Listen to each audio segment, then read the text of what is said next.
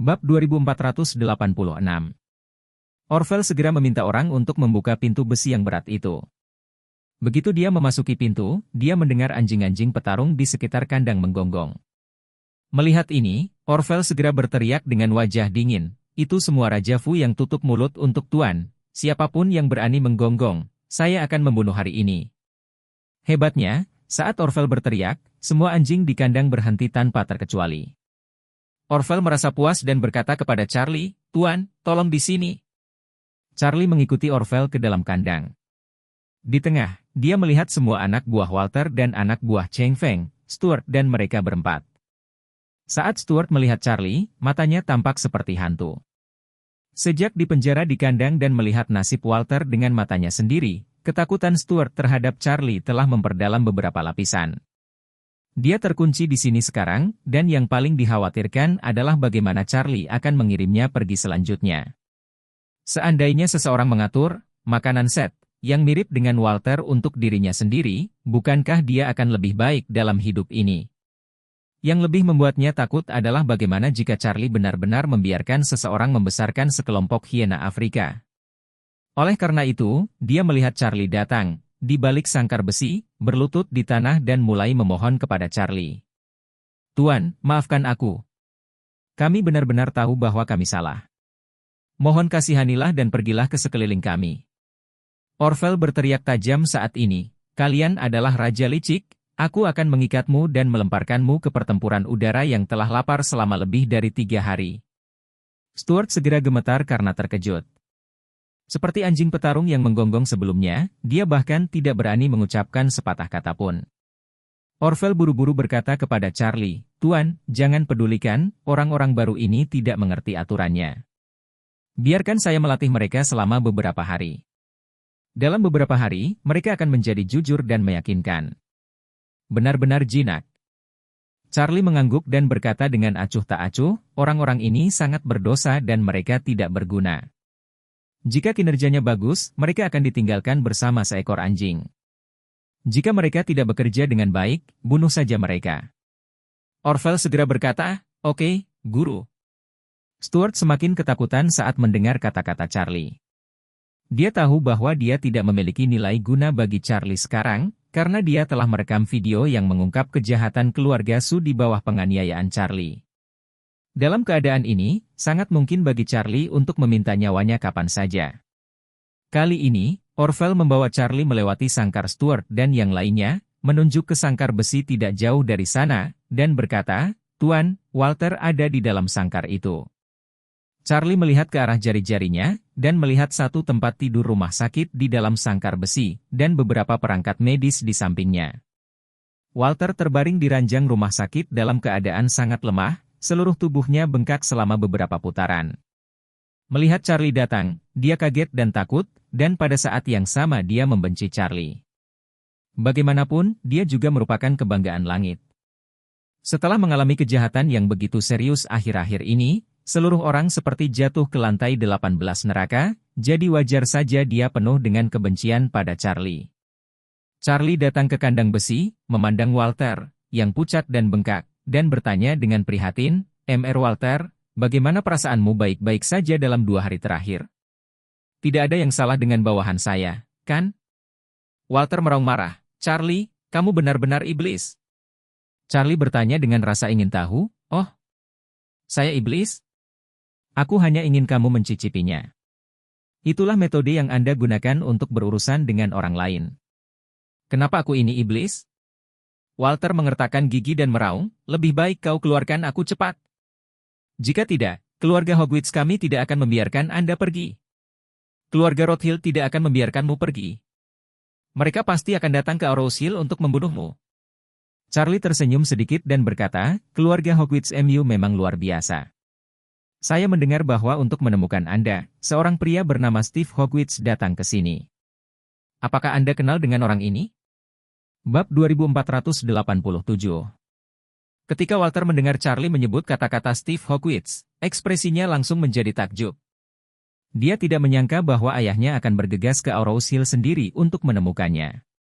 Ini tidak membuatnya merasa setengah terbagi, tetapi itu membuatnya merasakan kepanikan yang dalam di dalam hatinya. Meskipun dia masih menggunakan nama keluarga Hogwarts dan keluarga Rothschild untuk mencoba menakut-nakuti Charlie dan membuat perjuangan yang sekarat.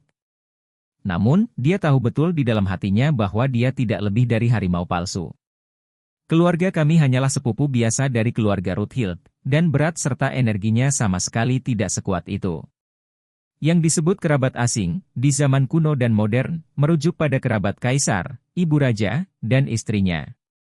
Ini juga sangat mudah untuk dihadapi secara langsung, yaitu kerabat di luar dan kerabat yang tidak penting. Oleh karena itu, keluarga Rothschild pada dasarnya tidak akan membantuku. Dan kekuatan keluarga Hogwarts kami memang tidak cukup. Di depan Charlie, tidak ada gunanya menyebut. Ayah, dia lari ke Arrows Hill. Sangat tidak mungkin menjadi lawan ular seperti Charlie. Terlebih lagi, Charlie masih tuan muda keluarga Wade, ketua Grand Group, kekuatannya puluhan ribu mil lebih kuat dari keluarga Hogwarts. Jadi, ketika dia datang ke Arrows Hill, hampir tidak ada kemungkinan selain mengirim orang jauh dari jarak ribuan mil. Jika dia juga jatuh ke tangan Charlie, bukankah semuanya akan berakhir? Memikirkan hal ini, Walter buru-buru berkata, Wade, ini di antara kita berdua, dan dia tidak ada hubungannya dengan itu. Charlie tersenyum dan berkata, oh, maksud kamu apa? Walter berseru, yang saya maksud sangat sederhana. Dalam kata-kata orang Tionghoa Anda, itu akan merugikan keluarga Anda. Jadi, jika Anda memiliki sesuatu yang ingin Anda lakukan langsung kepada saya, jangan libatkan ayah saya juga. Charlie mengangguk setuju, dan berkata dengan serius, Walter, apa yang kamu katakan terdengar sangat masuk akal. Walter buru-buru berkata, kalau begitu kamu harus berjanji padaku, jangan melakukan apapun pada ayahku. Charlie menghela napas tak berdaya dan tersenyum, aku benar-benar minta maaf, Walter, kamu sedikit terlambat. Mata Walter membelalak, ini agak terlambat. Maksud kamu apa? Charlie tersenyum dan berkata, ayahmu telah ditangkap olehku. Aku akan membawanya ke sini untuk menemuimu sebentar lagi, sehingga kamu, ayah dan anak, akan bersatu kembali. Seolah tersambar petir, Walter berseru, kenapa kamu memindahkan ayahku? Charlie tersenyum dan berkata, mengapa aku tidak bisa menyentuh ayahmu? Apakah ayahmu terbuat dari emas? Walter berkata dengan cantus, ayahku tidak pernah memprovokasimu. Hak apa yang Anda miliki untuk menyentuhnya? Charlie bertanya dengan rasa ingin tahu, karena kamu mengatakan demikian, maka aku benar-benar ingin bertanya kepadamu, apakah ayah Doris pernah memprovokasi kamu sebelumnya? Aku. Walter tidak bisa berkata-kata. Dia tahu betul bahwa semuanya itu semua karena dia sendiri yang tidak tahu malu. Seandainya bukan karena membiarkan orang meracuni ayah Doris dan memaksa Doris tunduk, dia tidak akan mengalami akhir yang menyedihkan hari ini.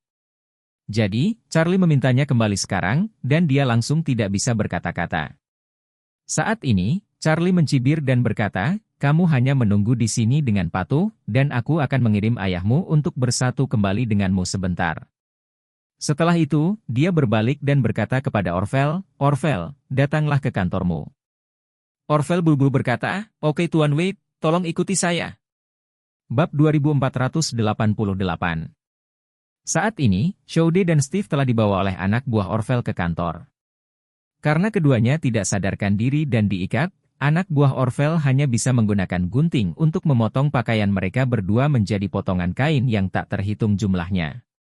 Sampai semua pakaian dan lepas keduanya dipotong, dan hanya sepasang celana yang tersisa, seorang adik laki-laki masuk.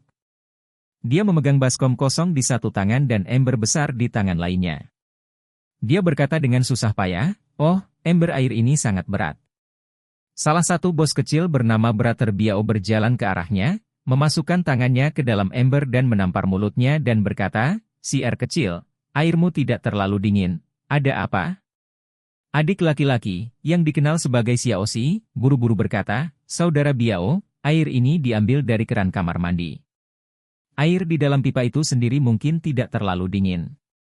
Saudara Biao membuka mulutnya dan berkata, cepat ambil es serut di lemari es, pergi.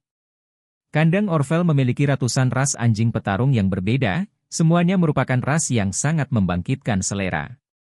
Untuk menjaga sifat liar anjing aduan, ia biasanya memberikan daging mentah kepada anjing tersebut. Dengan banyaknya daging mentah yang dikonsumsi di sini, Orvel menghabiskan uang untuk membangun cold storage kecil khusus untuk menyimpan berbagai daging beku. Xiaoxi membawa kembali tumpukan besar es batu, Biaoge menyuruhnya untuk menuangkan semua es batu ke dalam ember. Air di ember segera menjadi sangat dingin. Segera, saudara Biao melihat ke arah Shoude dan Steve yang diikat menjadi satu, dan menampar bibirnya. Tuan Wade berkata untuk menuangkan sebaskom air untuk mereka masing-masing, tetapi kedua anjing tua ini diikat menjadi satu. Kalian, cepat dan pisahkan mereka dulu. Begitu suara itu turun, mereka mendengar suara yang mengatakan, tidak perlu memisahkan mereka lagi, beri mereka seember air dan buat mereka basahi dan embun. Charlie yang berbicara. Ketika saudara Biao melihat Charlie datang, dia buru-buru berkata dengan hormat, "Oke, Tuan Wade." Setelah berbicara, dia langsung mengambil ember dan menuangkan seluruh ember berisi air es pada Shoude dan Steve. Ember air es dengan pemberat es ini segera menuangkan Shoude dan Steve ke jantung. Kedua orang itu langsung bangun. Dingin dari tulang ke hati membuat mereka berdua berteriak, seluruh tubuh mereka gemetar hebat. Kepala Shoude bahkan menanggung tumpukan es batu yang belum sepenuhnya mencair. Keduanya menyadari bahwa mereka telah diikat menjadi bola, dan mereka tiba-tiba ketakutan. Shoude berseru, "Wade! Charlie! Di mana kamu mendapatkan saya?" Charlie tersenyum sedikit dan berkata, "Bukankah sudah lama ku bilang? Melihat Anda datang dari jauh, saya, sebagai tuan rumah, secara alami akan melakukan yang terbaik sebagai tuan tanah. Saya telah menyiapkan kamar yang bagus untuk Anda. Datang dan nikmati dirimu sendiri." Steve di samping juga bertanya dengan panik, "Siapa? Siapa kamu? Apa yang ingin kamu lakukan?" Charlie menatapnya dan berkata sambil tersenyum, "Emer Steve, bukan. Saat pertama kali bertemu, saya akan memperkenalkan diri. Namaku Charlie, Charlie Wade." Steve berkata dengan gugup, "Charlie? Saya sepertinya tidak mengenal Anda, mengapa Anda menculik saya?"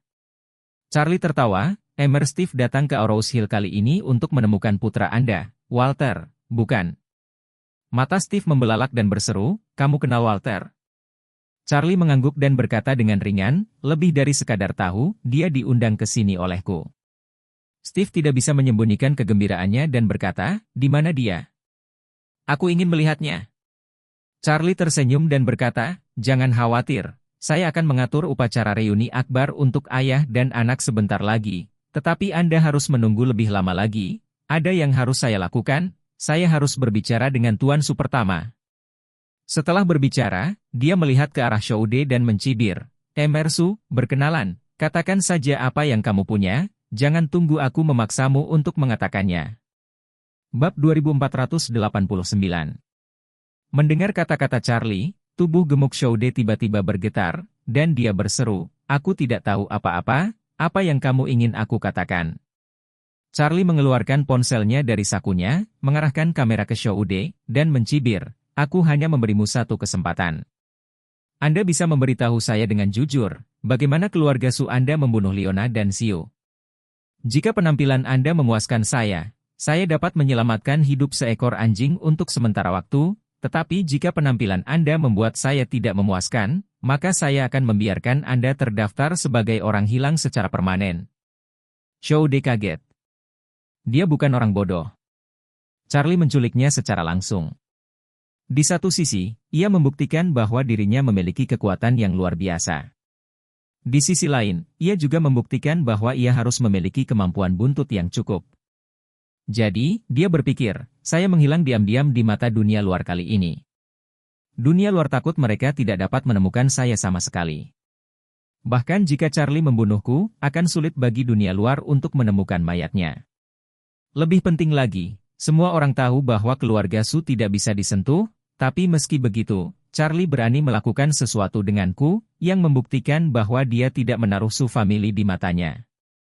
Charlie tidak menaruh perhatian pada keluarga Su, inilah yang paling membuat Shoude khawatir. Dia merasa bahwa Charlie tidak mencoba menghasilkan uang, dia juga tidak memberikan wajah apapun kepada keluarga Su. Dalam kasus ini, dia benar-benar ingin membunuhnya, mungkin itu bukan hanya hukuman.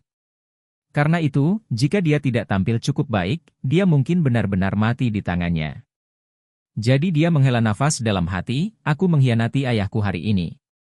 Jika saya bertahan, dia pasti tidak akan mengampuni saya di masa depan. Dalam analisis terakhir, hal terpenting saat ini adalah menyelamatkan hidup dulu. Jika tidak, reputasi ayah saya dipertahankan, dan kepalaku hilang. Aku ini apa? Memikirkan hal ini, dia buru-buru berkata, aku puncak, aku berbicara semua. Charlie menunjuk ke kamera dan berkata dengan dingin, ayo, hadapi kamera, dan jelaskan padaku kata demi kata. Shoude segera berkata, pembunuhan Leona dan Wally memang dilakukan oleh keluarga Su, tapi itu direncanakan oleh ayahku Cheng Feng sendiri, dan itu tidak ada hubungannya denganku. Segera setelah itu, Shoude menjelaskan seluruh proses merencanakan lelaki tua Cheng Feng untuk membunuh Leona. Charlie berpikir sedikit, dan bertanya padanya, oke, kalau begitu izinkan saya bertanya, mengapa Cheng Feng membunuh Xiu? Xiu adalah cucunya. Ini sepertinya agak tidak masuk akal. Apakah karena orang yang ingin membunuhnya adalah orang lain?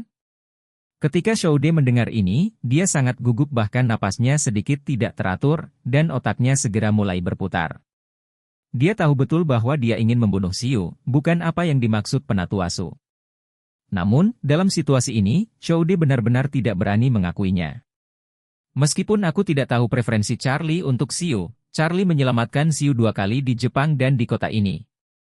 Ini adalah fakta nyata.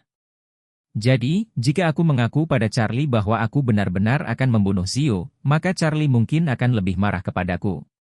Memikirkan hal ini, Shoude punya rencana untuk mencari nafkah, berseru, aku memberitahumu. Sebenarnya, ayahku juga sangat tidak puas dengan Xiu. Dia selalu merasa bahwa dia selalu melindungi ibunya, Leona, dengan siku menghadap ke samping. Ayahku bahkan curiga bahwa Xiu sama sekali bukan dari keluarga Su, jadi dia berencana untuk membunuhnya dan Leona bersama-sama, dan itu akan menjadi 100. Charlie menatapnya dengan penuh minat, dan bertanya, benarkah begitu? Shoude mengangguk dengan teguh dan berkata, benar-benar benar. Semua yang saya katakan itu benar. Charlie mencibir dan berkata, ini menarik, itu menarik. Shoude memandang Charlie dan merasa gugup. Dia tidak tahu apa maksud Charlie. Bab 2490. Tidak tahu apakah dia mempercayai kata-katanya sendiri, atau apakah dia sudah lama mengetahuinya, dia diam-diam membunuh Xiu. Oleh karena itu, dia memutuskan untuk melakukan segala kemungkinan untuk membuat Charlie percaya pada dirinya sendiri, dan berseru, sebenarnya, ayahku sudah lama tidak puas dengan keluarga kakak laki-lakiku. Dia mengantar kakak laki-laki saya ke Australia sejak lama, dan kemudian merampas hak warisan patriarknya. Kali ini, ayahku tidak hanya akan membunuh Leona dan Xiu, tapi sebelum aku datang ke kota ini, dia juga ingin aku menjadikan Si Fei sebagai tahanan rumah. Tapi bocah ini Si Fei bereaksi lebih cepat dan kabur lebih awal. Namun, meski dia kabur, banyak anggota keluarga Su yang mencari keberadaannya. Begitu dia ditemukan, dia akan dibawa ke Australia seperti kakak laki-lakiku, atau, seperti saudara perempuannya Xiu, langsung dibebaskan. Setelah mendengarkannya, Charlie berhenti merekam video dan mengerutkan kening. Shoude, kamu terus mengatakan bahwa ayahmu ingin membunuh Xiu, tetapi berdasarkan apa yang saya pelajari dari tempat lain, tampaknya bukan itu masalahnya, mengapa Anda ingin menaruh kotoran di kepala ayah Anda? Shoude langsung terkejut, dan berseru, tidak. Saya tidak memberi ayah saya sedikit pun, tapi yang saya katakan adalah kebenaran. Kebenaran? Charlie mencibir, oke, aku akan mencari seseorang untuk datang dan menghadapimu. Setelah berbicara, dia segera berkata kepada Orville, pergi dan bawa Stuart itu. Shoude mendengar kata Stuart, seluruh tubuhnya sudah ketakutan. Dia tidak menyangka Stuart masih hidup sekarang. Yang lebih tidak terduga, Stuart ada di tangan Charlie. Permainan ini sudah berakhir. Permainan ini benar-benar berakhir. Stuart adalah pengawal pribadi lelaki tua itu. Dia datang untuk membunuh Leona, dan dia diperintahkan oleh orang tua itu. Dia pasti tahu bahwa lelaki tua itu tidak memerintahkan nyawa Xiu. Ketika dia datang, apakah aku akan menunjukkan barang-barangku? Awalnya, Shoude dibekukan menjadi anjing mati oleh baskom berisi air dingin, tapi sekarang, dia gugup dan mulai berkeringat. Dia memandang Charlie dengan panik, dan berkata dengan terputus-putus, Charlie, kamu tidak bisa percaya Stuart itu. Orang itu selalu menjalankan kereta dengan mulut penuh, dan itu tidak benar. Charlie sedikit tersenyum, saat dia datang nanti, kalian berdua bisa saling berhadapan di tempat. Shoude sangat gugup, bertanya-tanya apakah Stuart ada di sini sebentar, dan Charlie akan mengetahui triknya. Segera, Stuart, diborgol, dibawa oleh adik Orville. Saat Stuart melihat Charlie barusan, dia berlutut dan memohon ampun untuk pertama kalinya. Melihat Charlie lagi saat ini, dia akan berlutut dan meminta beberapa kata lagi, tetapi melihat bahwa sebenarnya ada dua orang telanjang di ruangan itu. Pemuda itu, setelah melihat lebih dekat, dia menemukan bahwa salah satu dari mereka adalah putra kedua dari keluarga Su, Shoude. Saat ini, Stuart tersambar petir. Dia tidak pernah bermimpi bahwa dia akan melihat putra kedua dari keluarga Su di sini. Pada saat yang sama, dia lebih takut dan cemburu pada Charlie di dalam hatinya. Karena dia benar-benar tidak mengharapkan Charlie menjadi begitu kaku, bahkan putra kedua dari keluarga Su pun tidak akan luput. Melihat kaki Stuart yang ketakutan gemetar, Charlie menatapnya, menunjuk ke arah Shoude dan bertanya dengan dingin, "Stuart, apakah kamu kenal orang ini?" Stuart buru-buru mengangguk, dan berkata dengan hormat, "Tuan Shoude, saya kenal dia, dia adalah putra kedua dari keluarga Su, Shoude." Shoude menatap Stuart dengan gugup saat ini, dan mengingatkan, "Stuart, di depan Tuan Charlie, Anda harus memperhatikan apa yang Anda katakan. Tidak peduli apa yang Anda katakan, Anda harus bertanggung jawab." Charlie mengerutkan kening dan bertanya pada Shoude, "Apakah aku membiarkanmu bicara?" Setelah selesai berbicara, dia menunjuk ke Shoude dan memerintahkan Orville, "Orville, bantu."